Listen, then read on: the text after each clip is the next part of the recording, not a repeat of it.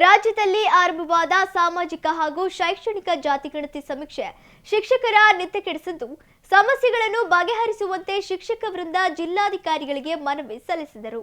ಜಿಲ್ಲಾಧಿಕಾರಿಗಳ ಕಚೇರಿಯಲ್ಲಿ ಜಿಲ್ಲಾಧಿಕಾರಿಗಳಿಗೆ ಮನವಿ ಸಲ್ಲಿಸಿದ ಶಿಕ್ಷಕರು ಜಾತಿಗಣತಿ ದಾವಣಗೆರೆ ಜಿಲ್ಲೆಯ ಶಿಕ್ಷಕರಿಗೆ ಕಬ್ಬಿಣದ ಕಡಲೆಯಂತಾಗಿದ್ದು ಇದರಿಂದ ಶಿಕ್ಷಕರು ರೋಸಿ ಹೋಗಿದ್ದಾರೆ. ಜಾತಿಗಣತಿಯಲ್ಲಿ ಆಪ್ಗಳು ಸರಿಯಾಗಿ ಓಪನ್ ಆಗದೆ ಸರ್ವರ್ ಸಮಸ್ಯೆಯಿಂದ ಕೆಲಸ ಮಾಡುವುದು ಅಸಾಧ್ಯವಾಗಿದೆ ಎಂದು ಬೇಸರ ವ್ಯಕ್ತಪಡಿಸಿದ ಶಿಕ್ಷಕರು ದಿನಕ್ಕೆ ಒಂದು ಮನೆಯ ಸಮೀಕ್ಷೆಯೂ ಸರಿಯಾಗಿ ಆಗುತ್ತಿಲ್ಲ ಎಂದರು. ಅಷ್ಟೇ ಅಲ್ಲದೆ ಸರ್ವೆಗೆ ವಿಶೇಷ ಚೇತನ ಶಿಕ್ಷಕರನ್ನು ಸಮೀಕ್ಷೆಗೆ ಬಳಸಿಕೊಂಡಿದ್ದು ಮನೆ ಮನೆಗೆ ಹೋಗಿ ಸಮೀಕ್ಷೆ ನಡೆಸುವುದು ಕಷ್ಟವಾಗುತ್ತಿದ್ದು ವಿಕಲಚೇತನರನ್ನು ಸಮೀಕ್ಷೆಯಿಂದ ಕೈಬಿಡಬೇಕು, ಜೊತೆಗೆ ಆರೋಗ್ಯ ಸಮಸ್ಯೆ ಇರುವವರನ್ನು ಕೂಡ ಸಮೀಕ್ಷೆಯಿಂದ ಕೈಬಿಡಬೇಕು ಎಂದರಲ್ಲದೆ ಶಿಕ್ಷಕರು ಪರಿಚಯ ಇರುವ ಜಾಗದಲ್ಲಿ ಸಮೀಕ್ಷೆಗೆ ಹಾಕಿದರೆ ಸಮೀಕ್ಷೆಗೆ ಜನರು ಸ್ಪಂದಿಸುತ್ತಾರೆ. ಅಷ್ಟೇ ಅಲ್ಲದೆ ಸಮೀಕ್ಷೆ ಬೇಗ ಮುಗಿಯಲಿದೆ ಎಂದರು. ಸರ್, ನಾವೆಲ್ಲ ಸರ್ಕಾರಿ ನೌಕರರು. ಸರ್ಕಾರ ಹೇಳಿರೋಂಥ ಕೆಲಸಗಳನ್ನು ನಾವು ಶಿರಸಾವಹಿಸಿ ಪಾಲನೆ ಮಾಡೋದ್ರಲ್ಲಿ ನಮ್ಮ ಎರಡು ಮಾತಿಲ್ಲ ಸರ್.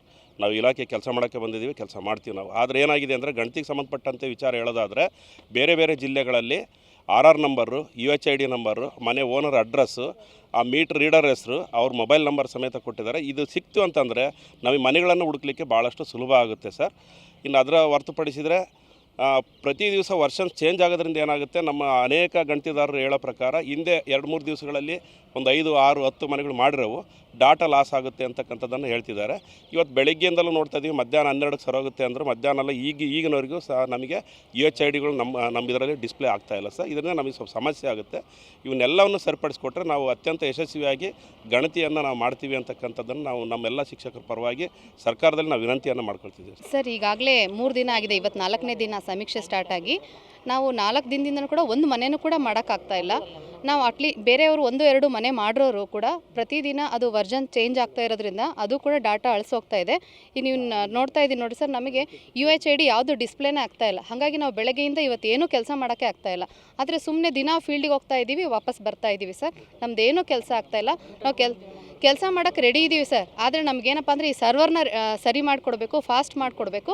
ಜೊತೆಗೆ ನಮಗೆ OTP ಒಂದು ದೊಡ್ಡ ಸಮಸ್ಯೆ. ನಾವು ಪದೇ ನಾವು ಯಾರ ಮನೆಗೆ ಹೋಗ್ತೀವೋ ಅಲ್ಲಿ ಅವರಿಗೆ ಪದೇ OTP ಕೇಳಬೇಕು. ಎಲ್ಲ ಪ್ರತಿಯೊಂದು ಆಧಾರ್ಗೂ ಕೂಡ ಈ KYC ನಂಬರ್ ಕೇಳುತ್ತೆ, OTP ನಂಬರು.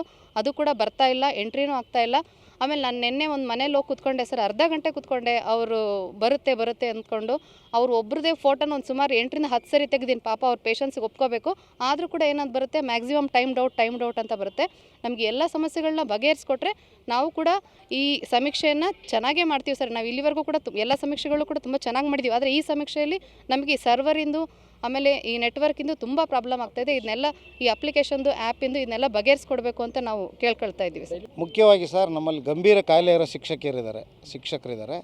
ಅಂಥವ್ರನ್ನ ಈ ಗಣತಿಯಿಂದ ಕೈ ಬಿಡಬೇಕು ಅಂತೇಳಿ ನಾವು ಮನವಿ ಮಾಡ್ತೀವಿ. ಅನಂತರ ಹ್ಯಾಂಡಿಕ್ಯಾಪ್ ಟೀಚರ್ಗಳನ್ನೆಲ್ಲ ಹಾಕಿದ್ದಾರೆ ಸರ್.